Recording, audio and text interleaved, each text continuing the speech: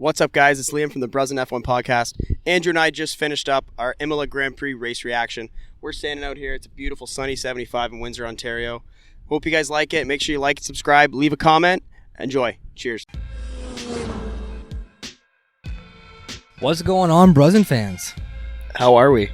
We're doing How are we doing? We are doing great. It's a beautiful Sunday. We're enjoying ourselves. Oh, yeah, looks a little different, this podcast, than the regular man cave, but we try and take full advantage of the weather that we get in Windsor, Ontario. The real question, is this natural light going to make you look lighter or darker? Hopefully darker.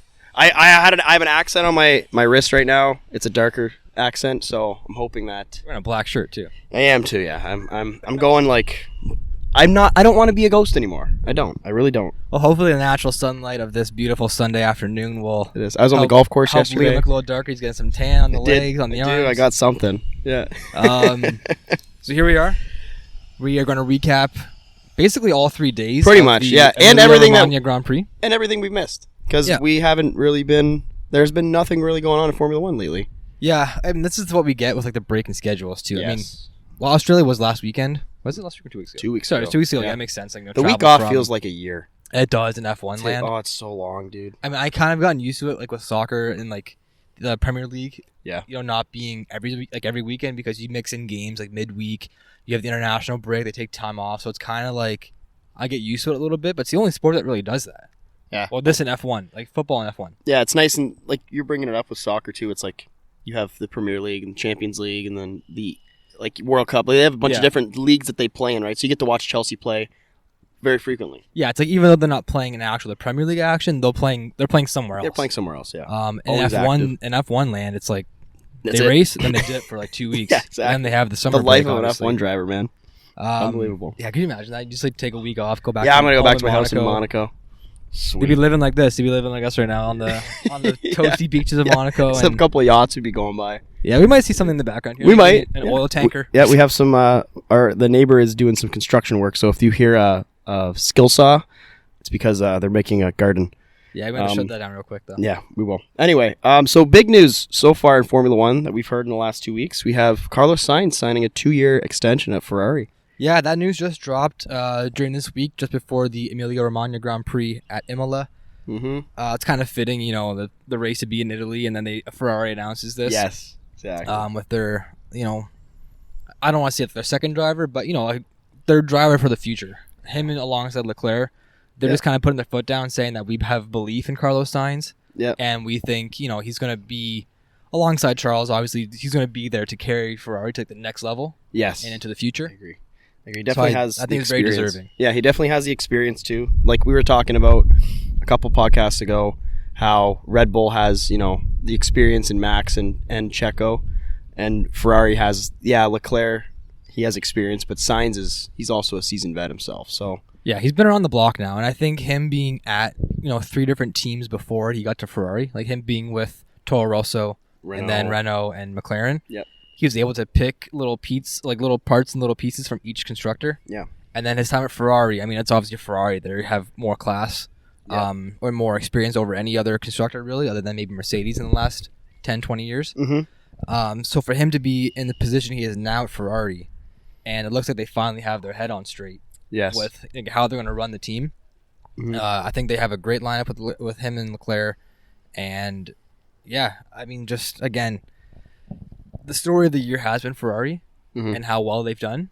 Yep. And I think Carlos will get his win this year at some point. I hope so. He's just been getting a lot of bad breaks, I think. Yeah, we'll touch on that later on in the podcast. But yeah, along with Carlos Sainz signing his 2-year deal, we had our first, slew of upgrades. Yeah, this was like the first first major upgrades for majority teams. We had Mercedes, Red Bull, McLaren, Alpine, Aston Martin, and AlphaTauri.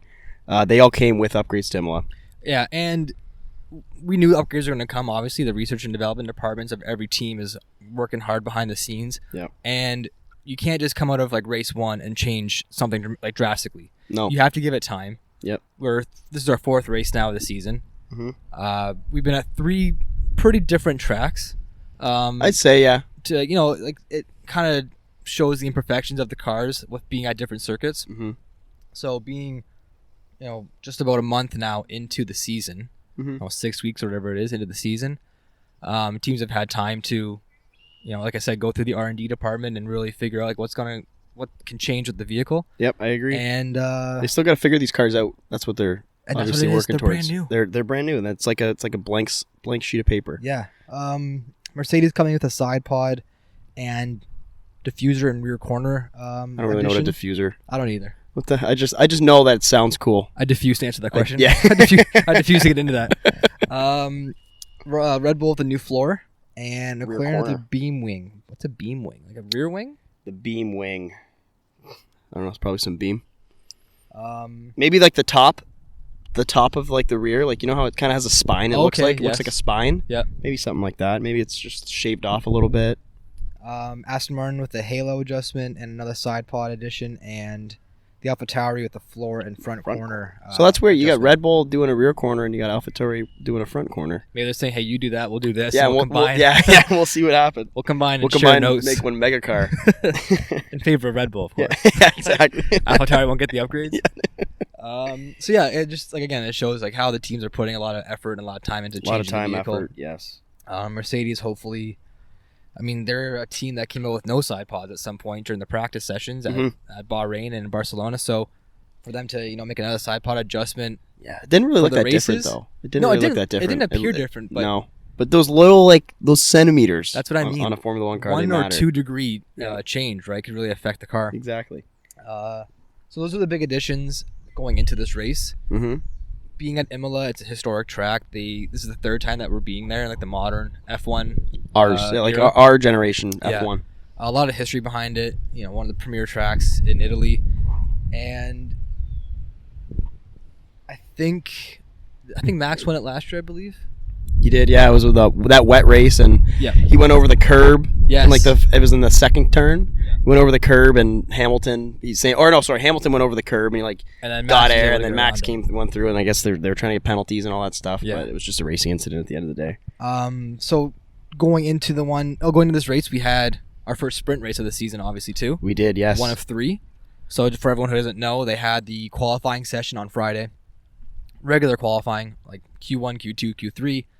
Whatever place you get into, that sets you up for the sprint race on Saturday, which is 25%, 20%? Yeah, I think what was it, 21 laps? Yes. Or something like that? Yeah. So it's a third of the race. 33%. It's a third of the race. Yeah, 33% of the actual race on Sunday, and it's a full race. I mean, it's a race. It is, yeah. It's lap race. I think it's honestly super exciting for the sport, too, doing that sprint race thing. They should have more. They really should. I think they should have 6 of them a year. And it allows teams to obviously get more data for Sunday racing, because they can see how the cars will actually perform in a racing environment. Yes, exactly. So before the race actually had to continue, I had to begin on Saturday for the sprint. We had to do qualifying session. Just in the notes here, it's saying how a lot of the first 2 or 3 practice sessions were wet tire conditions. Yep.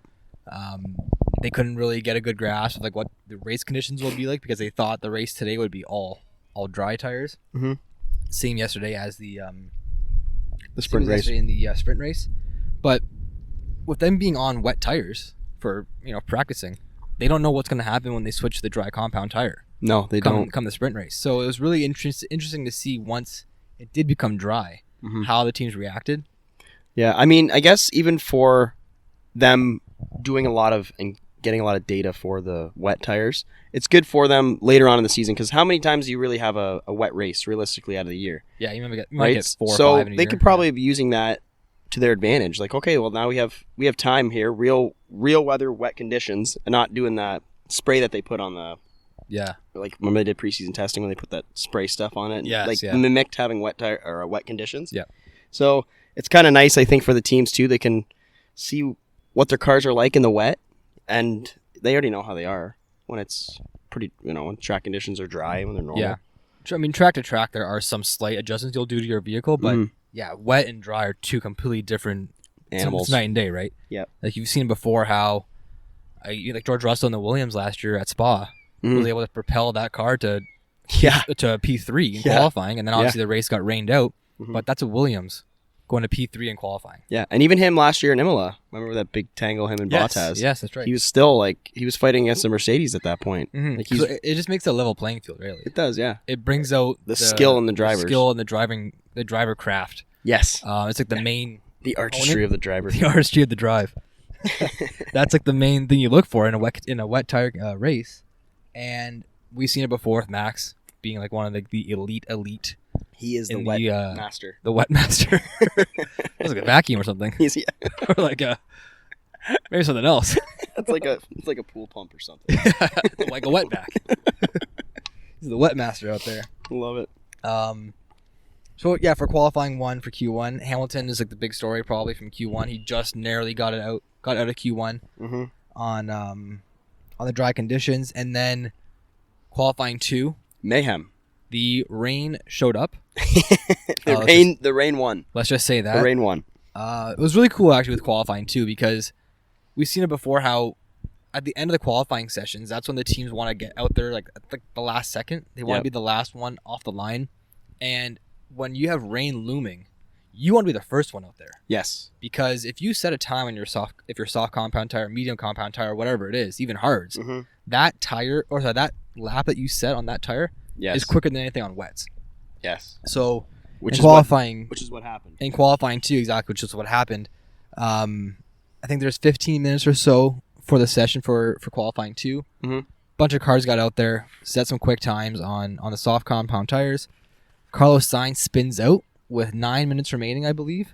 Heartbreaking. 9 minutes remaining. 10 minutes remaining. Red flag for the session. Yeah. Had to clear the track, had to get his car out of the way. And in those 9 minutes, the rain showed up. So everyone who set a time on the soft tire got their good time in. After that, if you set a time on your soft tire, you might as well be, you're one of these boats outside here trying to race on the track. Exactly. It's not going to work. So really unfortunate for a lot of teams that couldn't get their drivers out there right away, or for whoever just didn't set a fast enough time. Because still, if you set a quick time, you're going to get beat by somebody else. Like that's just going to happen. So the big guys that were out were Russell, Schumacher, Hamilton, Zhou Guanyu, and Lance Stroll. Not surprised about Lance Stroll though. No, I'm not either. I was actually surprised he made it in Q2. Yeah. I guess those upgrades did something. It's one of the first times this year I think the Aston Martin's been, or maybe him, somewhat competitive. You know what I mean? I guess those upgrades must have worked. Yeah. And like I said, he's actually pretty good in the wets too. I mean, he didn't put a wet performance on in the qualifying, but come the race, he held his own. He did, yeah. Yeah, they had Stroll. He had his best lap time in Q2 was 128, and you had Carlos Sainz at 118 on the softs. So there's your 10-second difference. Exactly. To give you kind of a buffer of how much faster the hard, soft, medium compound tires are than the intermediates and the wets. And they're saying that in the race today. They're saying whoever gets the advantage of going from wets to dries first, you'll have almost a 6 to 8 second advantage per lap if you can get in on that dry compound tire first. Yeah. Same effect goes into switching from dries to wet. Sorry, you're going to lose almost 10 seconds. 10 seconds. Yeah, that's what it is. And just looking at the data here too, it's from everyone in Q2 was like 119, 120 that made it into Q3, and their lap times were like 128, 129. Yeah, with that off. Yeah. There's no point. Yeah. But no, that was definitely a big takeaway from them. Is you have Mercedes still just not finding the competitiveness. And you saw Toto and Hamilton. They were getting into it a little bit. After their poor performance. Lewis Hamilton qualified. What was it? P13. Yep. For the sprint race. So definitely not where he wants to be. And I just don't think that him and Toto they're not on the same page. I think that Lewis wants more out of the car. Of course. And Toto's just like, buddy, this is all we have right now. This is all we can give you. Like, I know, you've been driving the best car for the last 7 years, but we have a complete change. We had to restructure, and we had to develop a brand new car. That being said, though, it's the Mercedes we're talking about. Like, why? Yeah. Like, if you were to think about a constructor that's going to put in maximum effort and be totally prepared for everything, it's Mercedes. 100%. So for them to be showing the performance that they've had this year so far, do you look at Toto for not guiding the team properly? Do you look at the money spent for other R&D projects? Like, what is it? I don't know. Is it a leadership role between the two drivers? Maybe. George Russell's been carrying Lewis Hamilton on his back this whole year. I think he's doubled up on points. He has, yeah. Which is I'm happy. I like seeing that. I like George Russell. I like seeing him up there. I do too, and I've been saying for years I think he's a great driver. And I'm not the only one. It's not like breaking news. Andrew thinks George Russell's a great driver. He's a good fucking driver. Yeah. But we just haven't seen him in the car that he should be in. No. And now that he's getting that chance, it's showing up, and it's maybe showing that Lewis actually might not be the best driver. Maybe not. Maybe he's lost it. He's getting old. He's kind of washed up a little bit. For George to be able to be putting these lap times in, if you look at just the lap time data as well, like during the actual race, there's still like a couple seconds like per lap difference between Russell and Hamilton, and they're separated by 10 positions. So I don't know. We'll have to see how it unfolds. I'm sure. Yeah. Again, you can't count Mercedes out. I don't think they're going to be anywhere near constructors or drivers championship running that this year. Was definitely not one of their biggest upgrades packages that they have. No, like they've got some tricks up their sleeves. I know it. They're just a bunch of wizards. Yeah, we're in race 4 of 23. 23 races this year. Yeah. So we've completed 4 races. I mean, give it 3 or 4 more. Wait till the summer break. They can do a shit ton on the car in a 3 or 4 week gap, whatever the break is. Yep. I'm sure Mercedes will be back and will be more competitive, but when you start this far behind, it's really hard to catch up. Mm-hmm. And Mercedes is not used to this. Yeah, and Imola is not really a track even for any team to be able to overtake or to do. It's a tough track. It's almost like it's kind of like a Hungaroring type track. Like it reminds me of one of those, or like Turkey last year. That's a good comp. It's tough to overtake. There's one DRS zone, and that's on the main straight. Yeah. And it showed actually in the sprint race. It was tough, and the DRS does work. Oh, so 100%. For everyone, like we were saying last podcast, that doesn't want to have DRS in the sport, well, you watched today, and you saw how boring it was watching Lewis Hamilton follow Pierre Gasly for 14 laps because they wouldn't put DRS on. Even when they did open, and even when they did open it up, he didn't go. But still, I mean, that's what racing would look like without DRS. Yeah, it's kind of lame. So no one wants to see that. Yeah, no. In Q3, again, rain was completely apparent. All the drivers going out there intermediate tires. K-Mag had the first of 3 red flags during the session. Mm-hmm. Spun out, able to gain control again. I thought he was going to beach the car, which would have been unfortunate because he didn't even go to the pits and they didn't even do any work on the car. No, quick thinking by him though. Yeah. Light up the tires before he gets, just to get him enough to creep up to where the pavement is, right, kind of where the wall was. Yeah, he was able to keep the car going. Quick thinking. He's witty. He was a veteran now. He is. He's the guy at Haas. He is the Haas guy. Grosjean was a little bit older than him at the time. I think Grosjean was kind of more of the mentor, or the older. Yeah, I see what you're saying. The older person involved there, but now he's going to carry the team, I think.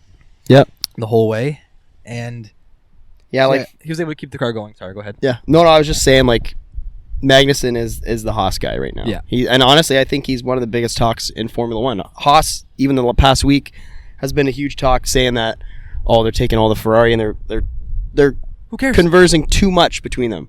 But then Gunther's just like, well, it wasn't a big deal when Mercedes was fucking winning 7 years in a row. Like, why not try and do what the best car is doing? Yeah, 100%. You're not copying them. You're not stealing their parts and whatever. No, they're just like, they're talking too closely. Like, okay, whatever. Well, there's their engine supplier. Yeah, I'm sure of course they want to know what's going on. They have the factories like right next to them too now. Yeah, I saw that. That's awesome. Well, I mean, if you can have Toto Wolff like talking to George Russell behind the scenes a couple years ago with Williams. Yeah. To like recruit him to Mercedes and basically say like, we're just gonna wait for this fucking Finnish guy to get out of here, and then we'll put you in the seat. Yeah. If you can do that, then you can talk about an engine with your own supplier. Yeah. I mean, that just kind of goes to show like how sneaky F1 is, and the politics of F1 is just and like obviously insane. When people aren't doing well, they're gonna find any way to kind of jab at the teams that are doing well. Like Mercedes is clearly not doing well. Yeah. So they're looking at like, this is not fair. No one's gonna copy them right now. Yeah, exactly.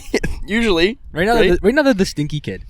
They are. They're just the yeah, you're right. Right now Mercedes is the stinky kid. They're like the they're like, I mean, George Russell aside. George Russell aside. Yeah, he doesn't stink. No, that guy probably has really nice cologne. Poops out roses. He does. He poops roses.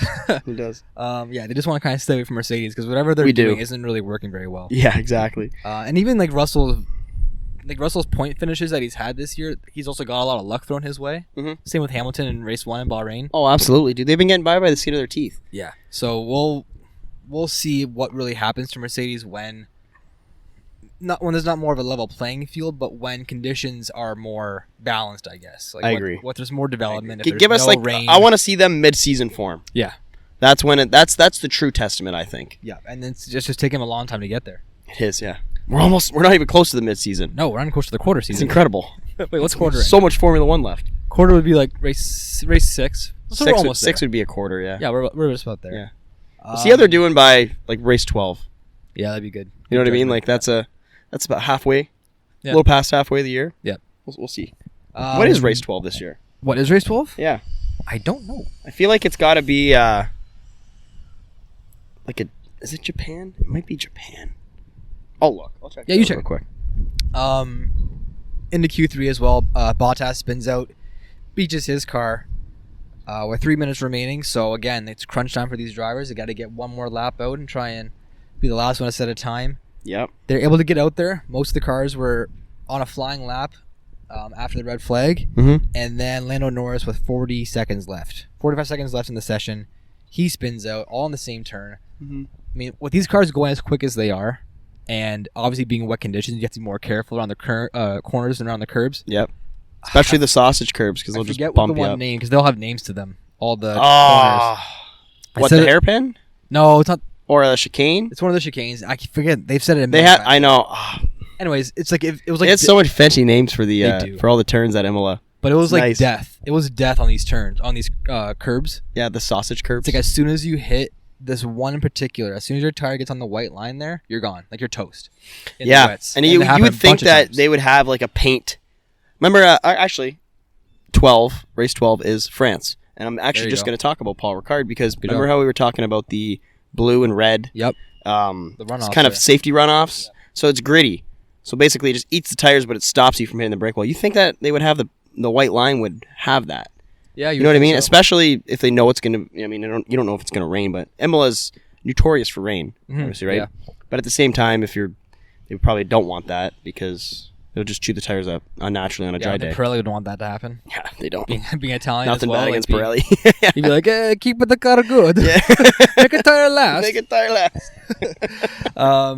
So that kind of ended the session early. And that's, I mean, whatever time you set, again, that's what you had because you couldn't get out there again. Red flag ended the session. It was like 45 seconds left. Yeah. Anything within a minute, right? Yeah, they'll get back to the paddock and then you go for like another flying lap again. You didn't have enough time to get out there. Any red flag within a minute that's the end of the qualifying session. So out of for places 1, 2, and 3, basically going into the sprint race, Verstappen, Leclerc, Norris, and sneaky Magnussen, it was actually P4 to start the sprint race. My boy.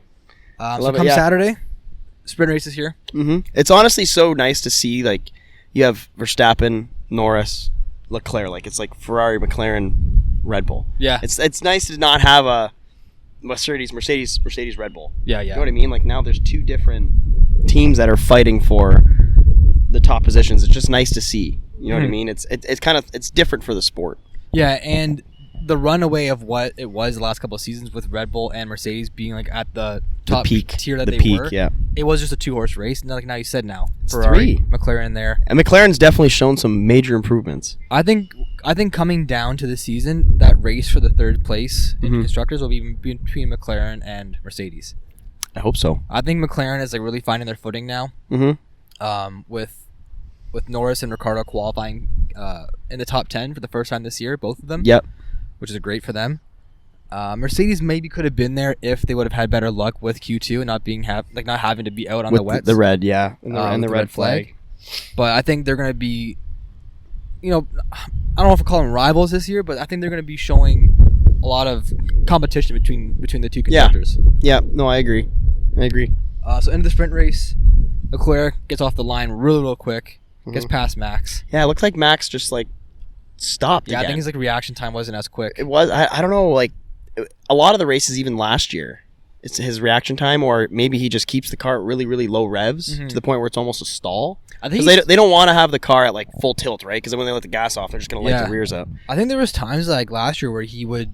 Paul probably even happens this year too, where he would start off like being on the throttle, obviously, but he would skip gear 1 and like shift into gear 2 off the start. Oh yeah, so really? So I think like that split second timing of him missing gear 1 cost him some time. Yes. And he's already in gear 2. So it's even slower. Yeah, but then he's that much quicker on the pace though. Yeah. Like once. So you're saying he just skips through first gear quick, which I mean, first gear is basically it's your starter gear anyway, Mm-hmm. right?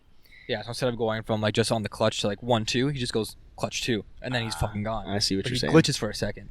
Yeah, but then he's just that like much a lag. quicker on the straight. It's a lag that the car has. Yeah, because like that closing speed of the Red Bull is it's kind of what saved him last year a lot. Yeah, I think like he gets to 0 to 400 kilometers it's an like hour. no, they measure 200 kilometers an hour. Yeah, they get to 0 to 200 pretty quick. It's unbelievable. Biggest takeaway from the sprint though, I think, was the battle between 10 and 7. Yeah, it was nice. It was juicy. your Bottas, Magnussen, Alonso, and Schumacher. Mm-hmm. The rate, it was interesting. It was interesting to watch. Nice to see those. Bottas too. He's just been like planting his feet down in Alfa Romeo. He's been my driver of maybe the year so far. Really?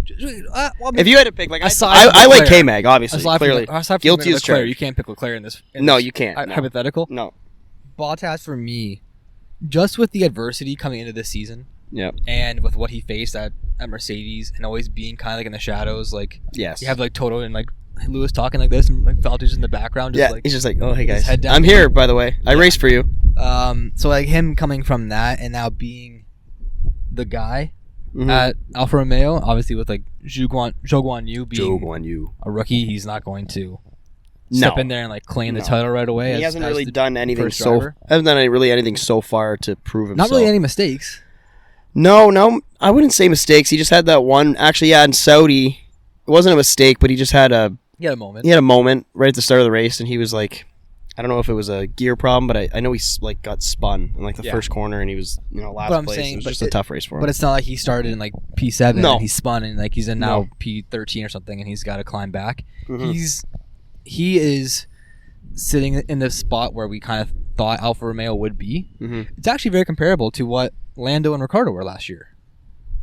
I like that. Yeah, like with Lando, I mean, with Zhou Guanyu and Valtteri Bottas being that's a good take. I like that actually. With them being the first drivers like of this team like, for this season, because obviously Giovinazzi and Reagan are gone. 2 new drivers.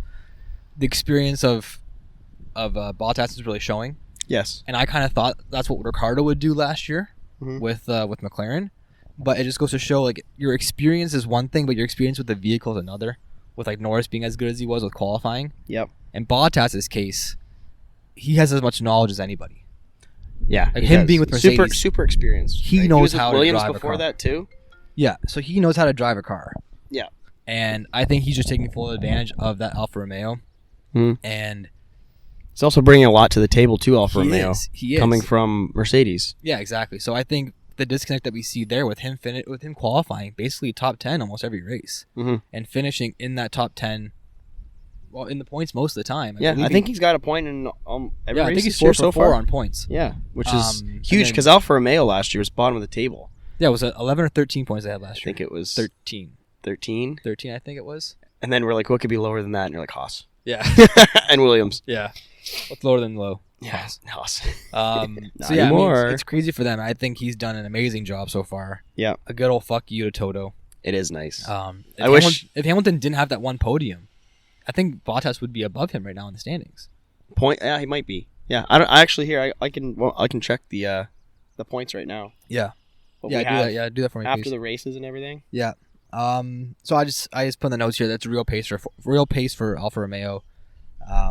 Them to be, because I think where did he start the qualifying? Yeah. So Drew, we have Leclerc at 86, Verstappen at 59, Perez at 54, George Russell at 49, Sainz at 38, Lando Norris at 35, Lewis Hamilton 28, Valtteri Bottas 24 after today. That's what I mean right there. If Lewis didn't get that for podium, him, that would mean so much. That would mean so much for Valtteri Bottas to beat him in points this year, and just kind of say, "I am better than you." Yeah, like I'm not saying that's exactly how he'd say it too. We're not saying I am better. I'm better. We're not saying that Alfa Romeo is going to like leapfrog Mercedes. That's never going to happen. No. But just from the driver's aspect, if he can, not even like beat out Lewis or George, just to be on the same level, to be there. Yes. To be within 4 in points. an alpha. In an alpha, and again, he's being the alpha so far. He is being the. I like that. There you go. With the team, and I mean, out of Lewis and George, I think he's been driving the best. Yeah, he's like we were saying, he's like that silent assassin. He just he's sits in the grass and he waits to prey on overtakes. Like even today in the race, he's just sitting behind the Kevin Magnussen and was it who was it? K-Mag and Russell. Yep. That fight, and then you just see Valtteri Bottas back there, just having a good time. Yeah, just lurking in the weeds. Oh yeah, I love it. Good.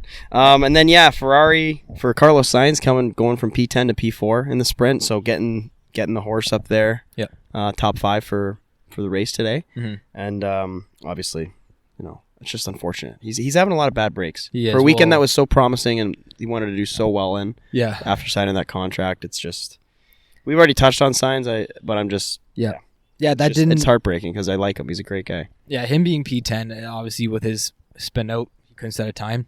No, but that was not where he was destined to be. No, clearly not. Especially P4, when you're in a Ferrari too this year. We want to see him competing for podium or for pole position, and that's where he should be. Yeah, he'll get his pole position this year. He'll get it. He'll get his race win this year. His time will come. Maybe in Spain. Could the stars align for Carlos Sainz? It could. That would be. I would be so happy for him. Oh yeah. That would be amazing. Home race. I mean, I think he said he lives. I think he lived in Barcelona. That's where he's from. Oh, he's from Barcelona? I believe so. So he attended the track a million times with his dad probably over the years. Mm-hmm. He probably knows it like the back of his hand. And now he's going to be in a competitive car to maybe get the win. There you go. Can't complain. No, yeah. Then Spain is actually after Miami because I think we have another week off. Because that's May 6th to the 8th weekend. Isn't it okay? Geography lesson. Okay. Imola's right here. Spain's Barcelona's right here. Okay, does it make sense? Miami is yes, across the other side of the world. Why? Exactly. I mean, why don't you just kill two birds with one stone? Scheduling has got to be a bitch because you're it's hard enough scheduling in North America between basketball and hockey games that share arenas. Like the Leafs share the Scotiabank and the Wings share it with the Pistons. Yeah, Little so Caesars. that's hard enough. You're hitting every continent, basically. So, wouldn't you want to, bang out the European races, kind of the same time? I would. You're going from Imola to Miami makes sense. To Spain. It makes more sense. Logistics gotta be a bitch for all these guys. It's like I'm going to drive down to Florida. So, for us, where we live, it takes about 24 hours. Yeah. But instead of driving a straight line, I'm going to head out to California first and then drive from California to Florida. Route 66. Yes, exactly. What? That sounds great. Yeah, turn a 1-day trip to a 5-day trip. Longer than that, actually. Probably. I don't even know how long it'd be. Well, think if you drive out to BC, I think it's 2 days. It's only 2 days? Yeah, 2 days. No. Yeah, 48 hours. Yeah. Mind blown. Yeah. That's far, though. Maybe 3 days? Well, you think about how many kilometers is away. It's 3... It's pretty far. Yeah, I was gonna say, far. This could test. But I don't think it's. I think it's around 2.5 days. Okay. To drive to BC from here. We'll have to. I could be wrong. We have to call our family that we have in BC. Our West Coast cousins family. Our West Coast, the best coast. We'll have to call them up and they made the trip before. Well, Kalen drove there. Yeah, he's made a trip. We'll have to give him a shout out and see. We will. Shout out Kalen. See how long it takes to get there. To the race. The race. Here we go. Just your top 10 running order from the sprint was Verstappen, Leclerc, Verstappen, Leclerc. Wait. Verstappen, Leclerc, Perez, Sainz, Norris, Ricciardo, Bottas, Magnussen, Alonso, and Schumacher is your top 10. I was thinking of the qualifying for the sprint race. Oh, yeah. See, that does get confusing. Yeah. It really does get confusing. So the actual top 10 running for race day. And for the record, Hamilton 14th. Was what Liam just said. And Hamilton 14th, yeah. That's just, So, wet start to the race. I guess it was downpouring like crazy leading up to it. These were contemplating either wet tires or intermediate tires. Yeah, they knew that it was going to be drier. They were in a weird spot because when they started the race, it was wet. It started to get dry lines, and you would actually see the drivers pull off to cool their intermediate tires in the water because if those get too hot, they blister. And they just rip the treads apart, and they're horrible. They're just garbage tires after that. So we knew it was a matter of time before they were going to dry. Exactly. So they were like, well, what we could do is we could find that window where it's like, well, one, they didn't know when the rain was coming. No. So if they find the window where it's like, okay, do we pit and go on mediums, or do we prolong our slicks to get to the rain, and we basically get ahead of the curve kind of thing? I love that strategy. It was cool. I love it. It was cool, but the determining factor was rain. Yeah. Right. So which is unpredictable. It is exactly. But I love. We'll get into it in the middle of the race when we talk about it. But I just love how it's so strategic of when you do pit for those hards or those hard dry tires, because like I said, we touched on before, you get a 6 to 8 second advantage right away. Like, yes, you're out lap, and it showed. You're flying. It did show. It showed. So right off the hop on the start of the race, Leclerc spun his tires a little bit. I don't know if he dropped back down to too cold still, maybe? Fourth, yeah, because Lando, it was Verstappen, Perez, Lando, and Leclerc into the first corner. Yep. And then Ricciardo, he when he hit it looked like he kind of bumped off of the curb a little bit. Like the curb kind of pushed him into Sainz. I wasn't deliberate, obviously. He was looking to give him room, but when he got up on that curb, it looked like naturally the car was going towards Carlos. I think what Liam's talking about is just into the first turn, down the main straight. Obviously, no DRS enabled clearly, but the pace of the Ferrari really showed. And Sainz and Ricciardo were side by side. Ricciardo actually had a little bit of the advantage. He had a line, but then Sainz was he was way ahead of him in the corner. Break, way ahead of him in the corner. Taking the wide turn out, Ricciardo hit the sausage curve, and he just hydroplaned. Basically, is what it was. Yeah, like he hit the turn, and he was trying to turn back in. It's like he slid. He just slid into locked up, basically. Yeah, and you plow like a plow. You plow into him. You know how it is driving in the snow. Plow your car. Oh yeah, just wrecked Carlos Sainz's car. I don't even think there was that much damage. I think he was just beached. Yeah, that's what I hate. It's just like I hate the beaching. Like you were saying, it's the carrot that's just dangling in front of your head. It's so tough. You just can't get there. Your car, yes, it might have some nothing damage, wrong with it. It's not terminal damage. I don't think that there was really anything wrong with it. It looked fine. Maybe the front wing was a little banged up because he kind of came head on head with him. Yeah, Ricciardo the same thing. Changed the wing out when he made his pit stop. Yeah. Carlos Sainz's car beached there. Second race in a row. He's not finishing. That's kind of like due to beaching as well. Not even due to beaching. Like guy loves the beach. DNF due to beaching. Maybe he shouldn't go to Spain because there's a lot of beaches. Maybe he should. There's a lot of beaches. Oof, Miami next. I think there's beaches everywhere they go on. A lot of coastal cities. They are. Yeah. I mean, those are the nicest ones. Yeah, Monaco, beautiful. But yeah, so Sainz out. Ricciardo down to last place. Yep. Awful breaks for them both, for McLaren and Ferrari, because they both had really good weekends up to this. Yes, Ricciardo's best performance that he's had so far in the McLaren, qualifying in the top 10. Yep, and the sprint race and also. The sprint finishing in the top 10, like being able to where did he start the race? P6. Yep. So for him to climb to catch Carlos Sainz around the P4 range, I showed a good pace for the McLaren car. Yep. Obviously, Lando Norris found the pace as well. We'll touch on that later. Yep. But unfortunate for both of them. Yeah, clearly. A race that Sainz was probably really chomping at the bit to get in there again, because clearly he didn't finish his last outing in Australia, lap 1 again, not being able to continue. Same thing here. So that's just gonna make him hungrier. Yep. He was really calm on the radio too. He wasn't pissed off. He wasn't he knew that it wasn't obviously deliberate by Ricciardo. Yeah. And that was, at the end of the day, it was just a racing incident. Yeah. It wasn't. The stewards deemed that. Yeah, it was a racing incident, and it's not like Ricciardo didn't come in too hot. He didn't underbrake. He just under the wet conditions. That's things that happen. And that's the leeway that the stewards I think are giving in this situation. Yeah. I was talking to a buddy actually, and he was saying how, do you think this is, a penalty? Do you think it's a harsh offense to give a penalty to? And I said, no, I think it's what the stewards did a good job. Yep. Again, under the wet conditions, you have to give some leeway to the drivers. What the fuck do you want me to do, bro? Yeah, exactly. I'm driving an F1 car in the rain. This isn't really what I'm taking this corner at 150 kilometers an hour. Yeah. I know it's kind of things that are a little out of my control. Yeah, so you got to put some realism into it, and the stewards are probably good for that. Michael Massey last year, I don't know what he would have done in this situation. Oh my God, he would have just tossed out Ricciardo from the race. Just completely incompetent. He would have just threw his headset and walked away. He's like, I can't listen to it. I can't hear anyone. Yeah, so I'm gonna go start sweeping up because I'm getting my janitor position soon. Yeah, I can start practicing. He's the guy on the scooter picking up Carlos Sainz from his car. He's getting demoted that low. So the race resumes, and around lap 5, I think. Yeah, it was. The safety car was only out for 3-4 laps. And I mean, not much happened.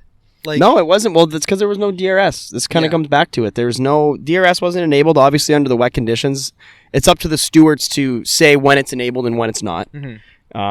Usually, I think always under wet conditions, they don't have DRS enabled. Yeah, and basically don't want anyone to be risky and risk hurting themselves. So they're looking out for the well-being of the drivers at that point, which is understandable. But as the race got on, obviously the track conditions started to improve. You saw that the intermediate tires they kind of started to. They would be losing a lot of lap time, like I was saying earlier. How they'd go and they'd cool their tires in the puddles or in the wet spots of the track. So I think that it was about time.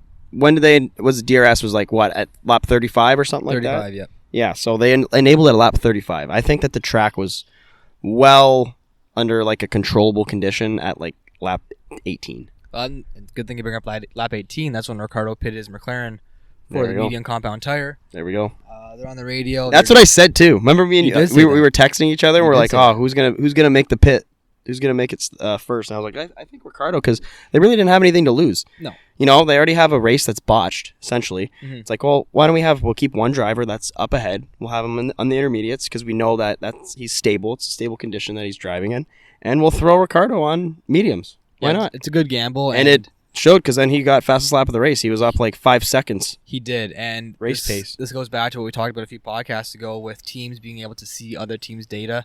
Data, how you want to say it? Data. And, I think I'm a data guy. I'm a data guy, I think. I just said data just now, and naturally, I think I'm a data guy. I just think I'm just talking. I said data, but I like data better. Yeah, I can see it. I can see it. But they see the information from every team. Yeah. And I mean, Ricciardo put out a flyer lap afterwards, and like you said, he set the fastest lap of the race. Yeah. So then on the dry tire, immediately you see all the cars. It was like it was a caravan. It was a bukkake. It was a bukkake in the pit lane. It was incredible. It was insane. And then Hamilton and Ocon, actually. Ocon there was a unsafe release by the Alpine team. Yep. Ocon ran right into the side of Hamilton. And actually, was it before? Speaking of Alpine, was it before they pitted for mediums that Fernando Alonso's car just exploded and had a crater inside of it? Yeah, he DNF'd. I think it was prior to lap 10. I actually didn't put it in here because it wasn't really that significant. Yeah, he had some side pod damage. It looked like a German mortar round from World War II just went. Did you see that? Oh my! It was huge. Yeah, it was massive. I love when they have the audio of him getting to the pits. He goes, "How bad is it?" like it's so bad. It's so bad. It's terminal. It's terminal. How bad is it? You come get out of the car and see. It's not that noticeable. Yeah, it was, dude. I mean, when he was driving, I'm like, it looked like someone just took a blunderbuss. Like, you ever think of those old guns and just it's like a pirate. It's like a cannon, a pirate cannon. It was huge, major damage. So I mean, again, Alpine they're there. They have the pace. They came with the upgrades. They're just like the DNFs. There's been a lot of DNFs that have happened in these last 4 races. Yep. And it's reliability of the cars. Majority of it is. Yes. It's not a lot of crashing. I mean, Mick Schumacher obviously in Saudi that was big, but I think that it's a lot of reliability problems. Like, that shouldn't happen. I mean, I think he had a little bit of damage from when Ricciardo and Sainz got tangled up. Mick Schumacher too got sewered on the first lap. Yeah, he did. Yeah, unfortunate for him. He was top 10. He was P10. If he would have made it in P10, I would be in a driver's suit now. You would. You'd be sweating. I would be sweating. Your nutsack off. I would know exactly how a driver feels on a day like this. A sunny 75 day. It's beautiful. That happened with Alonso. Unfortunate for him. Mm-hmm. Like you said, the Alpine card's there. It's just a matter of time before they start getting more points on a regular basis, I think. Yep. I would put them... Would you put them ahead? Would you put them ahead of Mercedes at the end of the year? I would do it. It's a talking point, I think. I don't think they're as good as the McLaren. We were just saying how McLaren and Mercedes, I think, will be competitive with each other. I think the McLaren is better than them, but I think they're right behind maybe the Mercedes. Or if not, they could be on pace with the Mercedes cars. Which is a really good achievement for Alpine. Basically, coming off of last year too, they weren't, because Mercedes has fallen off. Well, I think look at that as well. Like, at the same time, certain cars jumping up, certain cars are also they're falling down. Yeah, but at the same time, though, it's not like the engineering and the ideas or anything have changed behind Mercedes. That's true. You're still going against this force. That's always the mindset. Like, you're going against this Formula One wrecking ball, and if you can compete with that, they have notoriously been the best team in Formula One, obviously for the last 8 years. Yeah. But if you can, I think, compete with them, it shows that your R&D and your work at the factory, everything is just going in the right direction. Mm-hmm. You know what I mean? It's definitely a positive because you're on Mercedes level playing field, sort of say. Yeah, I don't want to take anything away from what Alpine's doing, clearly, and especially like with Haas. I mean, we saw the images in the video of like Magnussen and Hamilton going toe to toe. Yeah. Was it last race or was it Saudi? Saudi. Was Saudi, yeah. Yeah, Saudi. And I remember there was awesome. A lot of memes coming out saying. There were. Imagine seeing this last year, kind of thing. Yeah, could you imagine just doing this to an F1 fan last year? They'd be like, what the fuck is this? Yeah, yeah, exactly. So yeah, no, it's big kudos to all the teams making strides. But again, I think just count your chickens for a minute because Mercedes will don't put all your ducks in a row. Yeah, Mercedes will get there at some point this year. It's inevitable. It's just when. You know what I mean? Yeah. Yeah. Then we had the biggest upset for Charles Leclerc on lap 54. Yes. Was it 54? Yeah. So just a mistake, and like I was telling you earlier today, like he has made a lot of just mistakes over his career. You know, obviously at Monaco qualifying last year, he was on pace for pole. Just hit his front right into the one of the corners. It is a tight track. I mean, it's obviously really hard to race there. But then again in Monza, when he remember when he just put it in the wall. Yes. I think he was I think he was in first place or something. Yep. Like he was leading. Another one too. I remember when he was at Sauber, he was at Monaco, and he just the Bostock chicane. Is that what it's called? No, is that Bostock or is that in Spa? I don't know. He was in a chicane. The one that's Monaco, after, like when you go out of the tunnel. Yes. Okay. He just didn't brake. Like he just went right through. He came out of the tunnel and just went down that straight, almost into that chicane, and his brakes just locked up, and he just went right into the wall. Into the wall. Wrecked his car. See, there's a lot of there was no reason for him to make that mistake today. I don't think. No. I mean, I understand he was chasing Checo, but that's not the place that you need to make up your lap time. Mm-hmm. You know what I mean? Don't try and make it up in a chicane. Yeah, he got a little too aggressive on it, and his car got air. Yeah, probably a foot of air. Yeah, the closing speed of the Ferrari on its own will help you gain time and gain gain position. Yeah. For him to do that, I think again he was just getting a little too eager. He's been behind Checo almost the whole race. He was, yeah, and he was obviously kind of racing a little frustrated. That's why they went with Plan D or something like that. He said Plan D. Yeah. So they pitted, what was it, lap 52 for softs? 50. So, yeah, so he goes in lap 50 for soft. Max was lap 52, sorry. Yes, yeah. And Max obviously stayed P1, but Checo, when he came out, he was only like a second ahead of Leclerc, almost 2 seconds ahead. So it was a pretty tight, it was tight when he came out. Yeah. And Leclerc obviously takes a while to get those soft tires, and we know so far after the last 4 races that these tires are harder for the drivers to warm up and to actually acclimatize to the track. So I would say that your first lap out after putting a new set of tires on is almost like a wash. That's like just a lap that you're heating the tires. Yeah. It wasn't as like last year when they would be flying down the straight and they just give it a weave and it's like, oh god, tires are up to temp. They're 5 inches bigger this year. It's way more surface area to warm up. And to have a slower out lap on those new tires, that just lets the person behind you make a pit catch up, and that's what happened. Like you'll be seeing when they come out of the pits and they have fresh softs. Oh yeah, or fresh mediums. You'd see the guys that be flying right by. Oh, they're them. cooking. Yeah, and in this case here, I think when Checo made his pit stop to get on the softs initially, he had a 3-second gap between him and Leclerc. Okay. And then when Leclerc came out, he was on his ass. Yeah. Leclerc gained almost 2.5 seconds, I believe. Just coming out of the pit. Just coming out of the pit stop because Checo's outlap on those softs was at the end of his hot lap. Yeah. Right. So yeah, that just goes to show like these tires are obviously a big change for the drivers, and yeah, it's just another tough to get used to. It's tough to get used to for them. I was just gonna say it's just another thing that's added to this season. Yeah, of course, everything happens at once. Too. Yes, exactly. They don't bring in the bigger tires last year. No, it's just like we're gonna make all these upgrades all at once. Figure it out. They just throw it all in at the same time. Yeah, and basically say go run with it and do what you can. Exactly. So he ended up dropping to P9. He did, and he made up 2 spaces or two places. Yep. He passed who was it? He passed Vettel. And he passed Sonoda. Yep. I'm going to talk a little bit about Vettel. I'm really happy that he put the Aston Martin in the points finally. Yep. Finally. And we were touching on how that's the third time I'm saying it, the difference in time set when you go from wets to dries. Mm-hmm. He capitalized on that huge. He did. Because I think after Ricciardo made his pit stop lap 18, Vettel was the very next car coming in.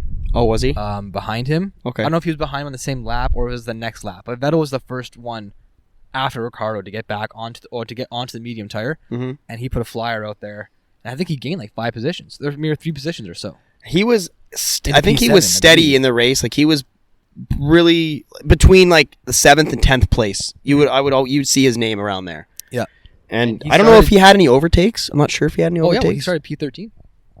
Was it overtake through like a pit, or did he? Well, I know he gained through the pit. I know that for sure. Okay. Because like I just said, he was the first one to get in there on the softs, or I keep saying softs. Yeah. First one to get there on the dries. On the dries, medium tires that they went to, because the medium tire lasted the entire race. Yes. So he was able to do that and take an advantage, and yeah, actually, I don't know if he did any actual overtaking. I don't know if he. Yeah, I don't know if he. Obviously, Sainz and Alonso dropping out of the race, he did gain 2 positions that way. Yeah. So maybe that's what I'm thinking of and there. It counts as does it count as an overtake if you pass people in the pit? Does that count as an overtake? Sure. That's a lot of overtakes. We'll count it. We'll count it. Yeah. I'll chalk one up for. Yeah, chalk one up for Seb. So he was in P7 almost the entire race. Him and Yuki Tsunoda, again, another driver that had a great race. He had a good weekend overall. Really good. I think this is his best weekend he's ever shown. Yeah, which is nice to see. Like yeah, I love listening to that guy when he comes on the radio. Oh, he's because so the only thing he knows is swear words in English. He just says "fuck" all the time. That's fuck I go. Yeah, it's hilarious. So no, it's just good to see him because like I feel like he was kind of uncomfortable in his own skin, kind of thing when he first came into Formula One. Like he just didn't really understand. Like it's not that he didn't understand. He just was that. He felt like he had a lot of pressure on because Honda obviously powering, and I think Honda was the reason that he got in Formula One, right? Maybe, they're like, okay, well, we're going to supply you with our engines. Yeah. Have a Japanese driver. Understandable. It's the same thing that happened with Haas and Schumacher and Mazepin. But I think that overall, Tsunoda, like, he's shown that, one, it's like a maturity in Formula One kind of thing. And by no means is he going to be fighting for podiums anytime soon. No. But just to see him in the top 10 after his past and even the beginning of the season this year, it's nice to see that he's kind of finally settling in. He finished ahead of Gasly, who's the number 1 in Alpha, obviously. Yeah. With 2 Alphas, there can only be 1. With him coming in last year as a rookie, I think kind of similar to what Zhou Guan Yu is this year. Yeah. With like the Asian market. Yep. He had the entire country of Japan behind him. Yes. Huge racing history of Japan, clearly. Huge, too. Yeah, dude. Honda is so he had just a lot of pressure being the only Japanese driver in the field. And yes, like I said, similar to what Zhou is this year with China being like the only Chinese driver. Markets are massive, pressure is huge. Last year, I think you said he's a little shaky, maybe a little tentative. Yeah. He made some mistakes. timid kind of, And this like year, a dog with his tail between his legs. Yeah, he just takes the weight off his shoulders a little bit this year, able to stretch out his little legs. His little legs. As far as they can go. He's tiny. And then he's like 5'2". He's a little guy. He's so small. They actually put a graphic he make me look tall. They just put a graphic out actually the other day about the driver heights. Oh my god. Tallest one is... Is it Russell or Ocon? It's not Russell. Because Ocon's tall. I think it's Ocon. He's tall. Albon's up there too. Yeah, he's tall too.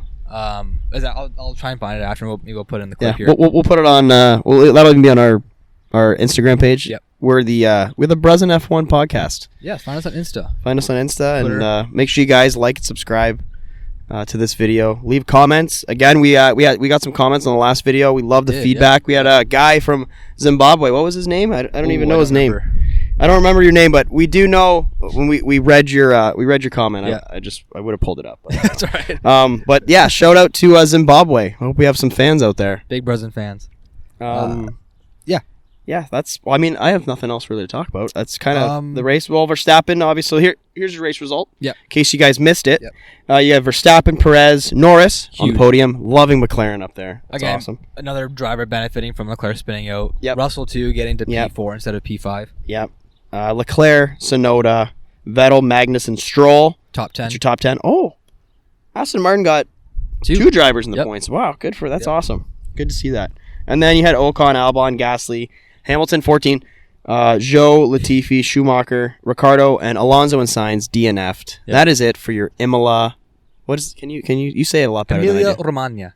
Yeah, I like that. That's Grand nice. Prix. You say Imola. it better than I do. It's at Imola. Andrew's Italian. You gotta roll the R. Yeah. Ladies love it. You gotta roll the R. Yeah. So I don't think we don't have a race next week. Nope. We have another week off. Understandable. Again, which sucks. Big travel time going from... Yeah, driving from one end of the world to the other end, and then back to the other world. Going to Miami. Maybe some drivers will go to Miami early. Miami. What do you think about Miami? I don't know. I think it's going to be really cool. I watched Checo. That like Red Bull. They had like that. Why is Red Bull always the? They just do some. They just do stuff like that. I don't know. Even when they dropped the Las Vegas stuff, Red Bull was there. I don't know. It's kind of cool. I think. Well, if they have, Red Bull's a different thing. It's like because they're not. It's almost like a lifestyle. But they're not American. We are Red Bull. We are Red Bull. Live Red Bull. Live Red Bull. Because they're not American. No, they're British. Well, and Austrians. Somewhat. Austrian too. Yeah, I think that's where their headquarters are. Is Austria. But it's weird because then Red Bull. Yeah, I don't know. I don't know.